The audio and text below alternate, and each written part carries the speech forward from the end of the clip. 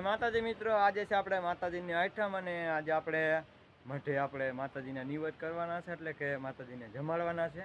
અને આપણો મઠ હોયા કણે છે અને આપણે નાહી ધોઈને મસ્ત તૈયાર થઈ ગયા છે. હવે થોડીક જ વારમાં આપણે જવાનું છે મઠે. એ પહેલાં તમે અમે જોતા છો આપણે આ ઘરે ફૂલડા થાય છે. બીજા વિડીયોમાં તમે જોયું છે તો અત્યારે ફૂલડા બીટવાનું કામ હાલે છે. બીટી નાખીને પછી હાલે જાય મઠે ને તમને દેખાડું મઠે હું ખાવાનું બનાવ્યું છે અને કઈ રીતનું હોય છે માતાજીના નિવેદ કરવાનું. કેમ કે ગામડામાં બધાને ખબર છે પણ અમુક સિટીવાળા માણસોએ ન જોયું હોય.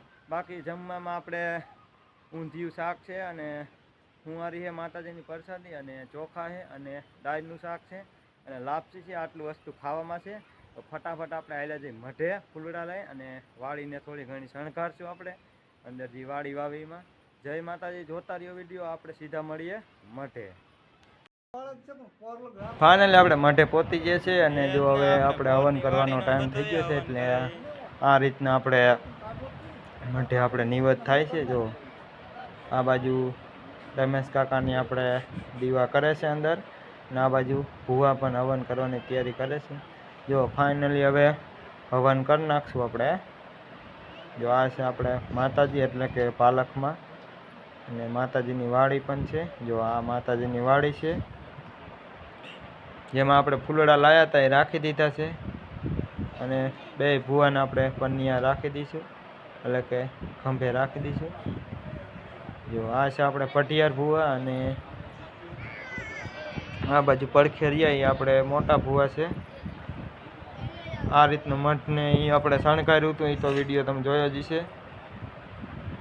અને અહીંયા પણ આપણે બધું થઈ ગયું છે. હવે બસ પૈગે લાગવા આવે એટલી વાર છે. માણસો આપણા કુટુંબના પૈગે લાગવા આવી જાય.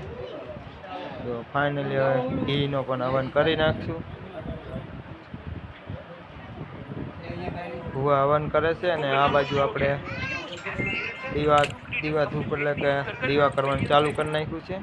તમારા ગામ કેવી રીતે આઈટમ ભરે છે મને કોમેન્ટ કરો, અને તમારા મઠમાં કયા કયા માતાજી છે એ પણ કોમેન્ટ કરજો. આપણે તો ચાઉંડમાં અને ખોડિયારમાં અને સિકોતરમાં છે, જેમાં ચાઉંડમાં અને ખોડિયારમાં મઠ અંદર બેઠા છે, અને સિકોતરમાં બાયરે આપણે ઓસરીમાં ગોખલો છે. અને જો આ બાજુ જેવી તમને આ છે આપણે સિકોતરમાંનો ગોખલો જે બાયરે છે. જો આ સિકોતરમાં. જય માં સિકોતરમાં કોમેન્ટ કરવાનું ભૂલતા નહીં. અને આયા કણે પણ આપણે હવન કરી નાખ્યો છે, જે આપણે પટિયાર ભુવાના છોકરાએ કર્યો છે. અને આપણે અંદર મઠમાં પણ ફાઇનલી હવન થઈ ગયો છે. અને જે મોટી સુબી તમને દેખાય સાઈડમાં પડી છે એ આપણે અમરસિંહ ભુવાની છે, જે પેલા એ ભુવા હતા તે પછી મારા બાપુ ભુવા થયા છે. જો આ રીતનું આપણે ડેકોરેશન ને કર્યું હતું. માતાજીનો ફોટો છે ચાઉંડમાંનો, અને સાઈડમાં ખોડિયારમાંના ફોટા છે. જો અહીંયા કણે પણ આપણે બધા દીવા હરગાવી નાખ્યા છે ફાઇનલી. જો તમારે શું આ રીતનું કાંઈ હોય છે મને કોમેન્ટમાં જણાવો, અને આ વિડીયો શેર કરવાનું ભૂલતા નહીં, કેમ કે આ વિડીયો આપણા માતાજીનો છે. હવે આપણે ભૂવા ચાલુ કરશે આપણે ધૂણવાનું, અને આપણે બધા આપણા ભાઈઓના જાણ અને બૈરા બધા પૈગે લાગશે. જો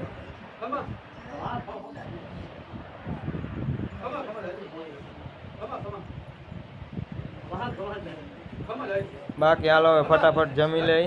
બાકી કેવો લાગ્યો બ્લોગ કોમેન્ટ કરી નાખજો. જો આપણે ડાયર ગ્લાસમાં લઈ છે. જય માતાજી કોમેન્ટમાં લખવાનું ભૂલતા નહીં. હાલો હવે પ્રસાદી લઈ લે માતાજીની.